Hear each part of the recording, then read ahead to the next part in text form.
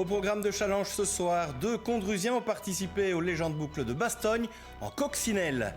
Toujours en cox, mais à l'intérieur de l'habitacle cette fois avec Laurent Dozimon à Spa-Francorchamps pour évoquer la VW Fun Cup.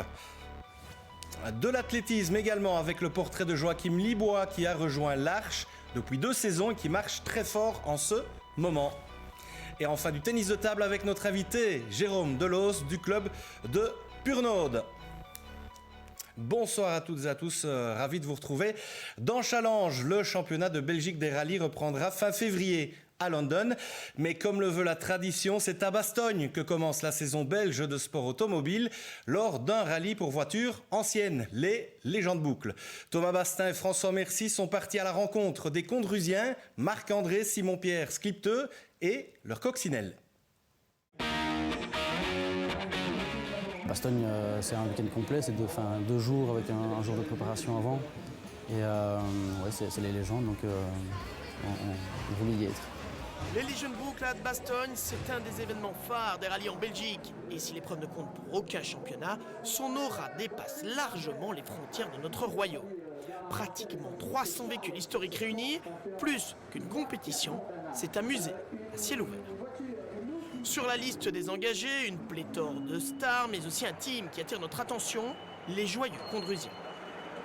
Marc vient de Purnode, il a 32 ans, fils d'un garagiste très connu dans la région. Et je m'appelle donc Simon-Pierre Sklipteux, j'habite en ce moment à Falain, mais mes origines sont signassiennes. Et on porte fièrement nos couleurs de cette belle région. L'amour d'une région, mais aussi l'amour d'une voiture. Il y a 4 ans, on a acheté donc, cette cox à nous deux. J'ai eu la chance de me marier avec ma femme dans cette cox. Et puis, dès que le mariage s'est terminé, on s'est attelé à tout démanteler, à tout préparer pour être présent l'année dernière en classique et cette année en challenger où on espère prendre le plus de bonheur possible.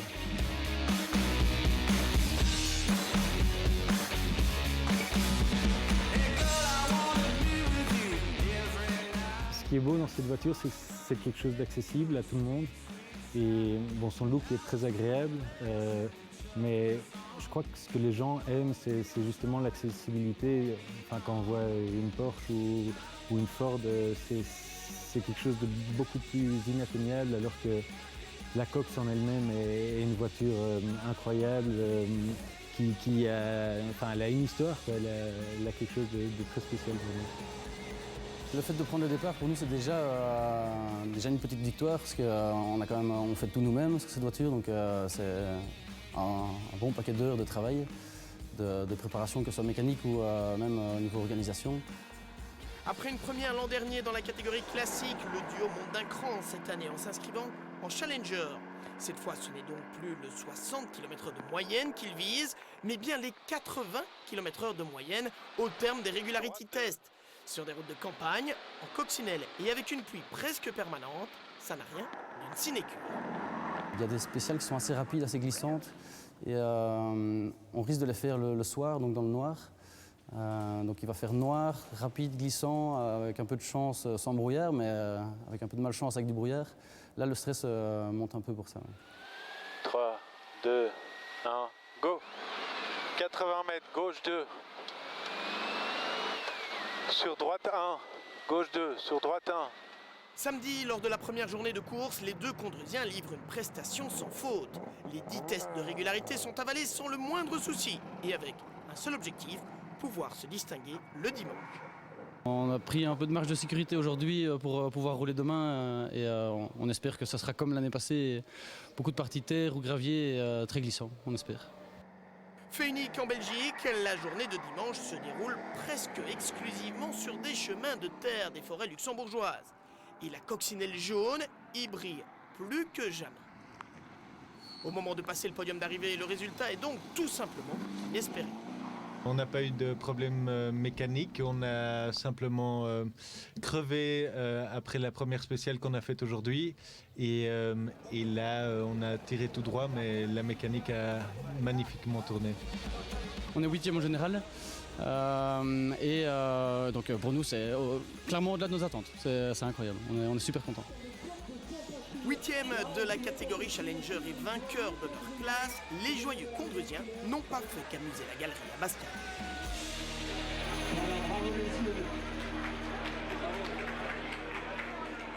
Belle histoire et de bien belles images que vous pourrez redécouvrir dans le prochain numéro de Trajectoire. Et on reste dans le sport automobile, mais on prend la direction du plus beau circuit du monde, celui de Spa-Francorchamps.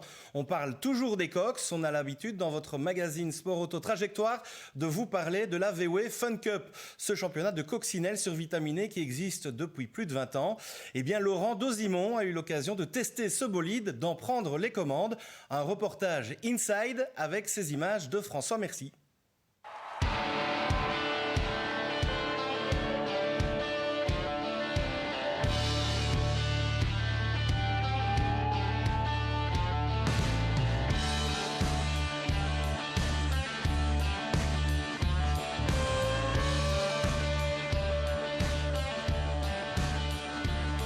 Don't ask me about tomorrow, but tell me about my past. My heart is yours to borrow, ain't nothing meant to last. Salut Edouard. Salut Laurent. Alors, on est ici dans un stand à Spa-Francorchamps. On va avoir l'occasion de tester avec toi une VW Fun Cup dans quelques minutes. Un gros conseil que tu peux nous donner pour bien figurer? Le plaisir avant tout et puis rentrer dans la discipline tranquillement. Pas trop de stress non plus, c'est l'idéal pour un débutant? Ah oui, clairement, le calme avant tout, à l'instant présent, il n'y a que ça qui compte. Très bien, eh bien, on essaiera de bien figurer. Avant cela, on va se plonger dans l'univers de la VW Fun Cup, faire le tour de quelques intervenants pour bien comprendre l'esprit VW Fun Cup. Le championnat VW Fun Cup a été lancé en 1997 sur le circuit de Chimay. Le concept de cette coccinelle survitaminée a été pensé par Franz Dubois. 23 saisons plus tard, il fait toujours recette. En fonction de l'ambiance dans laquelle on a envie de s'installer pour passer un week-end entre amis ou entre compétiteurs, on va trouver des équipes qui sont plus fun ou plus cup. Et évidemment, l'idéal, c'est de trouver le feu d'artifice avec l'association Fun Cup et de pouvoir envisager de terminer sur le podium à la fin de la course tout en s'amusant. Il y a 3 types de pilotes en VW Fun Cup. Il y a ceux qui peuvent gagner, il y a ceux qui croient qu'ils vont gagner et il y a ceux qui savent qu'ils ne vont pas gagner. Le plus beau souvenir, c'était la victoire des 25 heures en 2016. C'était avec mon frère et notre papa venait de décéder. De pouvoir gagner 25 heures, c'est déjà un exploit et de pouvoir l'emmener avec nous sur le podium, c'était, je pense, la plus belle victoire et le plus beau souvenir. La pratique du sport automobile a un coût. En Fun Cup, il faut en moyenne compter un peu plus de 1 000 € l'heure de course par pilote. Pour un jeune qui sort du karting, par exemple, cela peut servir de tremplin. Il s'agit d'une formule de promotion au sein de laquelle le niveau est de plus en plus élevé. Il y a à la fois les pilotes qui débutent, mais il y a aussi ceux qui sont là depuis un petit temps. Et franchement, pour être devant, c'est de moins en moins évident. Le niveau est tellement relevé qu'on arrive vraiment à parfois des courses sprint sur une endurance. À Zolder, par exemple, cette année, les 3 premiers étaient en 1 seconde, après 8 heures de course. C'était hallucinant. En 23 ans, 3 générations de Fun Cup ont vu le jour. l'Evo 1, 1800 cm3, l'Evo 2, la diesel, pour arriver aujourd'hui à l'Evo 3, toujours une propulsion, toujours un châssis tubulaire, toujours des pneus conventionnels, boîte de vitesse séquentielle, 800 kg au total. Le pilotage n'est pas compliqué, donc souvent les pilotes ressortent en disant mais c'est comme un kart. Ben oui, évidemment, c'est comme un kart, conduite centrale, moteur arrière. La principale marque de fabrique de la Fun Cup, c'est que ce sont toutes les mêmes voitures. Alors on est sur un 2 litres, on est je pense autour de 175 chevaux. Voilà, on se sent vraiment dans une voiture de course. Fini la théorie, à nous de tester l'engin tout d'abord comme copilote de notre guide du jour Édouard Mondron, ensuite comme pilote. Ce que je t'invite à faire, c'est vraiment rentrer maintenant dans notre bulle comme je ferai avec toi quand tu prendras le volant, pour se rendre compte qu'on va rentrer dans une discipline qui est dangereuse. On démarre en première. J'ai juste besoin de l'embrayage pour passer la première et puis après tout se fait sans embrayage et les vitesses sont au volant. Il n'y a personne derrière, on est parti. Allez, merci. Bienvenue sur le plus beau circuit du monde. Et on passe sur le plus beau virage du monde. En 4e, à l'extérieur. Ah oui. À l'extérieur parce qu'il fait un peu mouillé? Oui. Tu vas voir, ici c'est vraiment tout se fait à l'extérieur, même la trajectoire des freins au niveau du freinage. Je vais toujours freiner à l'intérieur du virage pour éviter d'avoir un effet qu'on appelle l'effet luge, où les roues se bloquent et on part tout droit. Vitesse maximum pour une Fun Cup? Sur le sec, on arrive au combe à 194. T'as vu, ça glisse partout. Hein. Ouais, c'est impressionnant. Tu vas voir, quand tu prendras le volant, tu as vraiment deux volants. Tu as le volant directionnel et puis d'une certaine manière, tes gaz, la gestion de tes gaz sur le mouillé te permet vraiment de mettre la voiture où tu veux au niveau de l'arrière.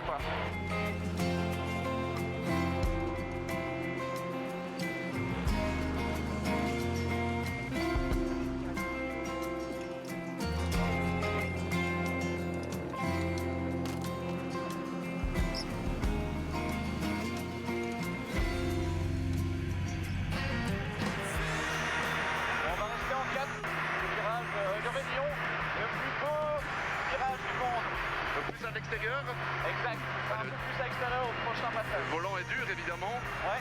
Pas de direction assistée. Non. Allez, gaz à fond. Super. Tu iras freiner à gauche pour ensuite revenir sur la droite. On passe en quatrième ce virage. Exact. Parfait, progressif sur les gaz. Ça glisse en sortie, ça glisse. Oh putain. Parfait. Ça glisse en sortie, hein.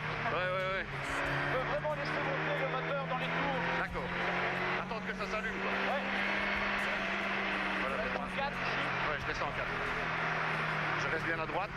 Exact. Tiens la ligne blanche. Progressif sur les gaz, tu peux déjà y aller gentiment. If the truth can be written, then the truth can be here. Et voilà mon cher Laurent. Un grand merci. Avec grand plaisir. C'est un peu un rêve qui se réalise quelque part. Hein. Conduire à Spa-Francorchamps, c'est quelque chose. Si on doit retenir un point positif, qu'est-ce que tu pointerais, Edouard? Ton calme. Je dirais que tu peux aller chercher ton frein plus loin. Oui, sûrement, oui. Parce que ici, tu ne t'as pas été chercher jusqu'à un petit décrochage qui te permettrait de comprendre où est la limite du frein sur le mouillé. Le frein, c'est toujours le premier point d'un virage, c'est toujours celui qu'il faut travailler le plus. C'est ici que se termine cette découverte de la Fun Cup, découverte de l'extérieur, de l'intérieur surtout aussi. Une très belle expérience, on se rend compte de ce que c'est le sport automobile grâce à cette VW Fun Cup, un vrai bolide de compétition.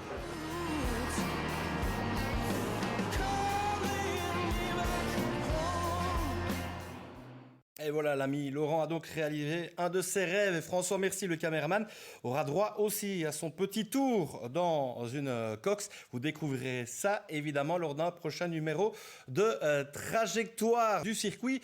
On passe à la piste pour s'intéresser à Joachim Libois, un athlète qui a rejoint le club synassien de l'Arche il n'y a pas si longtemps. Nous l'avons rencontré à l'entraînement. Voici son portrait avec les images de Dimitri Renaud. Ok, allez, on y va.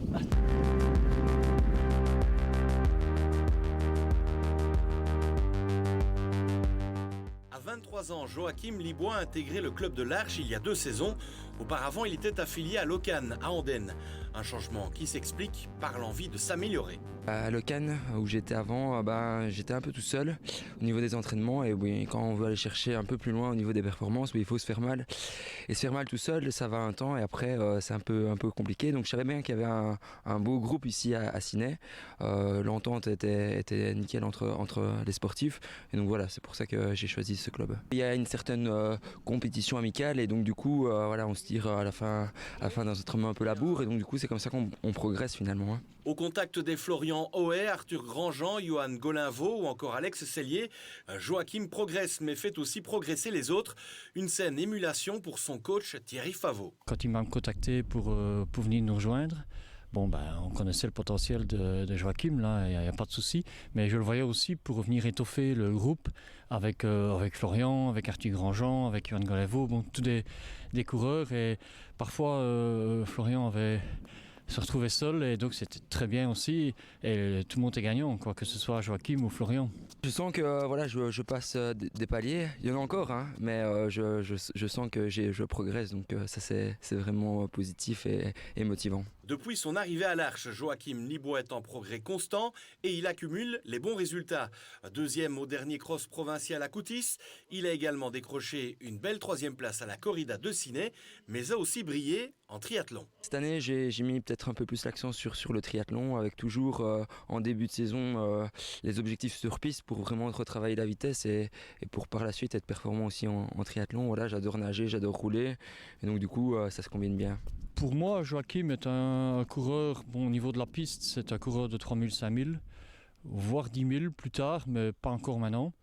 Et sur route, il a déjà montré qu'il était assez polyvalent. Il fait de bons résultats sur 10, mais l'an passé à la laisse, s'il n'y a pas eu ce souci physique à quelques mètres de l'arrivée, il nous signait une toute grande performance. Ah non, c'est Joachim Libois qui crée la surprise ici, qui est devant Florian. Joachim Libois qui est un coureur, qui est un triathlète, qui a terminé deuxième au triathlon de Namur. En août dernier, à deux doigts de faire une grosse perf sur le jogging de la descente de la Lesse, Joachim s'effondre à quelques mètres de la ligne d'arrivée. Le coureur a tout simplement été trop loin. J'ai été un peu trop loin mentalement.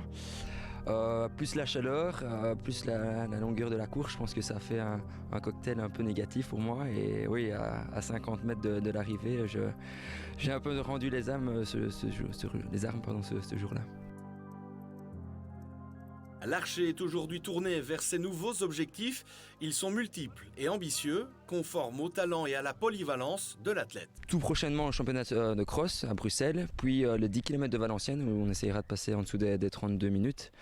Ça fait quelques temps que j'essaye, donc j'espère que tout sera réuni ce jour-là. Et puis la piste en début de saison, vers mai déjà. Et puis ce sera les triathlons plutôt en fin de saison, vers août et septembre.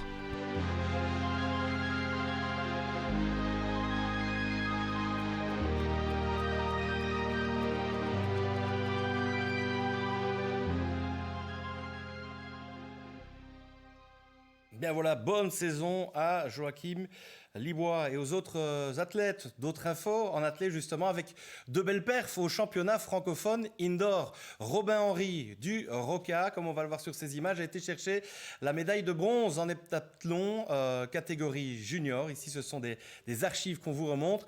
Il y a aussi Flora Colette de l'Arche qui, elle, est médaillée d'argent en pentathlon chez les cadettes. Tout cela en battant 4 records personnels. Bravo à eux deux. On accueille à présent notre invité du jour pour nous parler tennis de table. Jérôme Delos, bonsoir. Bonsoir. Ça va bien ? Ça va bien, merci pour l'invitation. Alors Jérôme, joueur du club de tennis de table de Purnode, le Palette Club de Purnode, mais pas que joueur puisque vous êtes aussi secrétaire. Je suis passé trésorier, j'étais secrétaire. Trésorier, secrétaire. Voilà, on a changé, inversé les rôles. Je suis dans le comité. Depuis combien d'années vous investissez dans ce club ? Depuis que je suis arrivé, donc c'est ma 6e année à Purnode. Et j'ai directement intégré le comité, j'avais pas mal d'amis dedans et on m'a suggéré de reprendre le secrétariat, ce que j'ai fait. C'était une évidence pour vous de jouer, mais d'aller plus loin justement dans cet investissement ? Oui, j'avais envie un peu plus de m'investir dans un club. La progression sportive, c'est derrière moi, on va dire. Donc maintenant, j'essaie d'apporter ma pierre à l'édifice aussi. Vous avez quel âge ? J'ai 26 ans. Ouais, donc il y a encore moyen de progresser, non ? Il y a encore moyen un petit peu, mais on n'a plus 20 ans. Quel classement ? B6. B6. Et vous évoluez avec la P1 de Purnode. Purnode, c'est un petit village, mais un club de tennis de table qui fonctionne plutôt pas mal, qui se porte bien en tout cas. Combien d'équipes ? Alors on a cette année 7 équipes messieurs, on n'a pas d'équipe dames malheureusement. C'est une de plus donc, que l'année passée. Chaque fois on essaye d'augmenter le nombre d'équipes en fonction du nombre de joueurs qu'on a. Donc voilà, on pioche un peu malheureusement cette année au niveau de l'effectif. Combien d'affiliés en tout ? 37 affiliés, donc ce qui est un peu court. Ouais. Quand il y a 2-3 blessés, ça devient tout de suite moins évident. Déjà la recherche donc, de joueurs pour la saison prochaine ? Constamment, de toute façon tout le monde est à chaque fois à la recherche de joueurs, mais si tout le monde est à la recherche, c'est que personne n'en a. C'est un peu c'est un peu voilà, le nerf de la guerre. Mais sinon, oui, on est à la recherche évidemment de 2 joueurs. Le but, c'est quoi? C'est de continuer à avoir de plus en plus d'équipes hommes? C'est d'essayer d'avoir une équipe dames ou aussi de trouver des jeunes? Alors un peu les 3. Donc on a une politique quand même axée sur les jeunes. On a Éric Saudemont qui est notre entraîneur attitré, qui en fait est prof d'éducation physique dans les écoles de la région et donc qui arrive à attirer de nombreux jeunes aux entraînements. Après, on ne peut pas non plus en accueillir trop parce que les infrastructures sont ce qu'elles sont. C'est pas très grand. C'est pas très grand. On peut mettre là, on en met 2 en championnat, mais on ne peut en mettre que 4 dans l'autre sens en entraînement. Et voilà, donc on en accueille chaque année, mais on ne peut pas évidemment aller au-delà. Vous le voyez sur ces images, mais c'est vrai que la salle est assez petite. L'équipe Fagnon, c'est la P1 homme, évidemment, qui est 2e égalité après une rencontre choc ce week-end. C'était samedi face à Malone, c'est ça? Malone, oui. On jouait Malone qui était, je ne me rappelle plus avant le match. 3 ou 4e. Ils étaient juste derrière nous, je pense. On a fait match nul, 8-8. On s'en tire bien. Je pense qu'ils auraient ils méritaient plus que nous de gagner le match. On arrache un peu le match nul. Donc voilà, ça nous permet de rester... Deuxième, voilà. Égalité, derrière une équipe intouchable. Derrière donc Anden qui est premier avec 5 ou 6 points d'avance, qui à mon avis sera champion sans difficulté. Et alors le BS qui est à égalité de points avec nous. Mais on est derrière avec la confrontation directe. Donc voilà, on va essayer d'aller les chercher éventuellement. Oui, on le rappelle, les 2 premières équipes montent. Montent en régional, oui, tout à fait. C'est un objectif? Ça devient tout doucement un objectif. Ça ne l'était pas en début de saison. Nous, on voulait juste se maintenir. Mais on arrive aux 3/4 du championnat et on est toujours là, quoi. Donc, toujours dans la course. Toujours dans la course. Ce qui est bien, c'est qu'on ne se met pas de pression. On ne sera pas déçu si on ne monte pas. On sera content si on monte. Donc on aborde chaque match sans stress. Et c'est ça qui fait qu'on est très régulier pour le moment. C'est pas la première fois qu'on nous dit ces mots-là venant du club de Purnod. Déjà en 2018, nous étions venus prendre des nouvelles du club et on nous parlait déjà de monter. On écoute. Ce serait le rêve, je pense, de tous, jouer une fois en régional. Après, voilà, c'est des longs déplacements, il faut savoir s'arranger, hein, puisque c'est quand même loin. Mais après, ouais, si on s'améliore, ou alors si on a encore un nouveau transfert, on pourrait le faire. Mais après, on se plaît très bien là où on est. On est très bien en première provinciale, mais on ne dira jamais non à la régionale. Voilà, le discours, il n'a pas changé. On est très bien en P1, si on monte, tant mieux. Mais alors, pourquoi vous n'êtes toujours pas monté On a parlé de transfert, il manque ce petit joueur qui pourrait vous amener le petit plus? Il manque, cette année on a un peu la chance que la P1 est un peu plus homogène, un peu plus, certains disent un peu plus faible aussi. Dans les autres années, il y a toujours 2-3 équipes qui survolent un peu le championnat. Cette année, c'est pas le cas. C'est pas le cas, il n'y en a qu'une. Et donc, comme il y a 2 montants, ça donne la possibilité à des équipes comme nous de monter, ce qui ne sera peut-être plus le cas en fait, dans le futur. Là, vous êtes à 4 équipes à vous disputer cette 2e place, plus ou moins. On est 4, je pense, pour la 2e place. Ça va être très, très serré jusqu'à la fin. Donc voilà, on verra bien. Et quoi, le but alors, c'est dans les années à venir, c'est d'essayer de faire un joueur majeur pour essayer de tirer l'équipe vers le haut, d'autant plus si vous montez, j'imagine. Oui, je pense que dans l'état actuel des choses, on a la possibilité de monter, mais après, se maintenir, c'est encore une autre paire de manches, évidemment, en régional. Et là, si on n'a pas un joueur qui fait 3 ou 4 matchs sur le samedi, ça va être difficile de se maintenir. Je ne pense pas qu'avec le noyau actuel, on puisse se maintenir en régional. Il y a un gros fossé entre la P1 et la régionale? Je pense, oui. De plus en plus, ça s'est creusé? Je ne sais pas s'il se creuse de plus en plus, mais en tout cas, il est beaucoup plus important qu'entre la P2 et la P1. Où là, quand on était monté de P2 en P1, on n'était pas dire sûr de se maintenir, mais on savait que c'était jouable avec la même équipe. Mais ici, si on monte avec cette équipe-là, je pense qu'on fera l'ascenseur, surtout qu'il y a 3 descentes en direct, c'est quand même beaucoup. Le niveau général, surtout dans notre province, dans notre région, on se souvient de la Cipal qui a dû scratcher ses équipes. Ça a apporté un gros coup au tennis de table dans notre région ou justement ça a redistribué les cartes et ils ne se portent pas plus mal? Je pense que de manière générale, ça permet aussi aux clubs de se resituer un petit peu, d'axer leurs objectifs sur d'autres choses. À la Cipal, maintenant, c'est plus la formation des jeunes. Moins de joueurs qui viennent. De toute façon, la Cipal ne payait pas, mais je veux dire, moins de joueurs qui viennent plus pour le niveau. C'est vraiment révoluer les jeunes maintenant. Mais sinon, de manière générale, la province de Namur se porte bien. Il y a des équipes en super, en National 1, et dans tous les niveaux de la 6e provinciale, forcément. Il y a bientôt de grands rendez-vous, j'imagine qu'ils vont venir. Il y a le championnat, il y a aussi les championnats francophones, les masters en provinciaux. Les championnats francophones, c'était hier, c'est joué vraiment juste hier. Et les championnats de Belgique vont arriver avec les joueurs qui se sont qualifiés. C'était en janvier, les championnats provinciaux à Tabora. Et C'est donc, toujours à Tabora. Hein. C'est toujours à Tabora, ouais, toujours. Vous y participez justement à ces compétitions-là ou pas? Moi, j'y participe plus parce que. C'est un choix en fait. Pour ceux qui ne connaissent pas le tennis de table, il faut s'y inscrire. Alors, les championnats provinciaux, il faut s'y inscrire. L'interclub aussi, il faut être affilié sur une liste de force évidemment. Et donc, les provinciaux, c'est par inscription. On décide de le faire ou pas, en simple, en double mixte, en série d'âge. Pourquoi vous y inscrivez plus? Moi, au niveau des séries d'âge, je ne m'inscris plus parce qu'il n'y a plus de série d'âge. En fait, ça s'arrête à moins de 21 ans, ça reprend un vétéran 40. Donc, j'ai encore un peu. Il faut attendre un petit peu. Et au niveau des classements, je suis B6, donc j'ai le plus bas classement en série B. Et comme c'est par élimination directe, je vais arriver là-bas, jouer probablement un match contre une tête de série et rentrer chez moi. Donc, je laisse ça aux autres. Attendre les années pour avoir l'âge de requis ou alors redescendre de classement. Voilà, C0, je le referai certainement. Le B6, non. Voilà, et puis vous comptez monter encore de classement? Qui sait, j'aspire pas forcément à ça, c'est plus l'équipe qui m'intéresse. Si je peux monter, évidemment, je cracherai pas dessus, mais c'est pas un objectif, ça m'obsède pas. On reste en salle, on change de sport. La balle est plus ou moins de la même taille. C'est pas du tout la même chose. Ce week-end dernier avaient lieu les championnats de Belgique de One Wall. La compétition s'est déroulée sur 2 jours en haie. Pas de socket ou de cassard parmi les lauréats, des noms bien connus en balle pelote. La plupart de ces joueurs font de la balle et se préparent à la saison ballante avec le One Wall. Parmi les lauréats, des Namurois quand même. Thierry Callès de La Bruyère. Il joue à La Bruyère. Il a gagné en simple messieurs, plus de 50 ans. Leslie Demille est championne en double dames. Et c'est par exemple Siméon Vinstal qui est champion de Belgique en simple messieurs A devant Loïc Clément. Merci à Rechamag pour les infos. Si vous voulez tous les classements, justement, sur la page Facebook de Rechamag, vous trouverez toutes les infos. On revient justement au ping avec la séquence au sprint. Vous êtes prêt, Jérôme Deloz? Je suis prêt. Alors, une question, vous avez chaque fois 2 choix. Voici la première question. Alors, vous êtes plus attaque ou défense? Attaque. Attaque. Et donc la suivante, picolon ou backside? Backside, forcément. Alors, expliquez backside. Alors, le backside, c'est un mousse qui est lisse, qui accroche. On va dire 98% des joueurs jouent avec ça.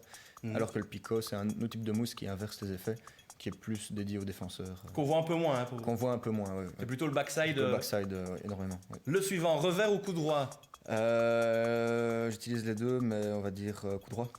Alors, le porté, la prise, porte-plume ou classique? Classique, évidemment. Classique, c'est rare porte-plume. C'est très rare, ouais. Plus chez les Asiatiques. Chez les Asiatiques, oui. En Belgique, il n'y en a quasi pas. Ouais. Top spin ou coupé? Top spin. Évidemment, pour un attaquant. Ouais. Et enfin, Sèvres ou Cabrera? Moi, j'ai grandi avec Sèvres, moins avec Cabrera, qui était là un petit peu avant. Un petit peu avant. Oui, mais donc voilà, c'est 2 personnes évidemment super connues au niveau belge.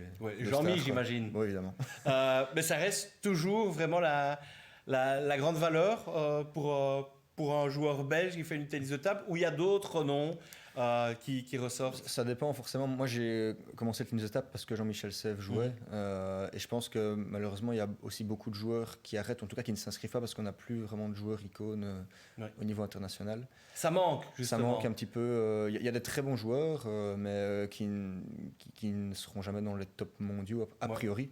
Ça arrivera peut-être plus jamais d'avoir un gars comme Jean-Michel Sèvres, ça il faut se le dire. Ça arrivera peut-être plus jamais, mais ça peut encore arriver. Il y a des très bons jeunes. Des jeunes, très bons niveau européen, mais qui sont encore un peu jeunes. Oui, mais qui sont très par exemple Louis Laffineur, qui à mon avis fera carrière. Mais, attendre quelques années peut-être pour qu'il devienne un peu le porte-drapeau du tennis de table wallon et namurois. Je pense qu'il y a de l'espoir de son côté, je crois. Voilà, un grand merci en tout cas d'être venu sur ce plateau. Avec plaisir. Et puis on vous souhaite enfin cette fameuse montée en régional avec le Palais de Club de Purnaut.